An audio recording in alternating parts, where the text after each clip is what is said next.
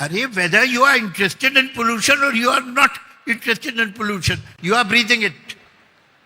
You are eating it. You are living in it. Whether you are interested in pollution or not, you are breathing it, you are eating it. So this is what Zahid Akhtar is saying. But इस देश के राजाओं को इस बात से फ़र्क नहीं पड़ता. तो अभी रिसेंट में 4-5 साल पहले एक दौर चला था कि किसी ने कहा था मेरा इस देश में दम घुट रहा है. तो लोगों ने कहा था अगर दम घुट रहा है तो भाई देश छोड़कर चले जाओ, सीमा पार चले जाओ.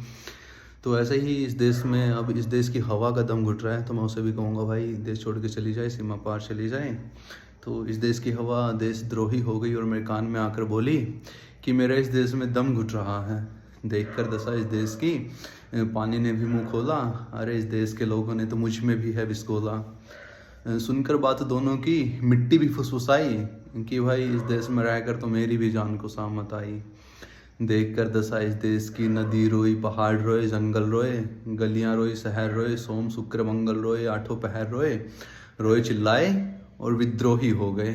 और राजा ने कहा भाई ये तो देशद्रोही हो गए. क्योंकि जो सवाल पूछेगा देशद्रोही, जो जवाब मांगेगा देशद्रोही, जो हक की बात करेगा देशद्रोही. सिर्फ वही होगा देशभक्त, सिर्फ वही होगा देशभक्त जो बंदर होगा बापू का. सिर्फ वही होगा देशभक्त जो बंदर होगा बापू का. जो पतन नहीं देखेगा, जो राजनिंदा नहीं सुनेगा, जो हक नहीं मांगेगा. सिर्फ वही होगा देशभक्त जो 100 चूहे खाकर भी दिखाएगा देखो भगवा है मेरा रक्त. सिर्फ वही होगा देशभक्त. वही होगा देशभक्त जो मुर्दा होगा, लाश होगा. वही होगा देशभक्त जिसे शर्म नहीं आएगी, क्योंकि लाशों को शर्म नहीं आती.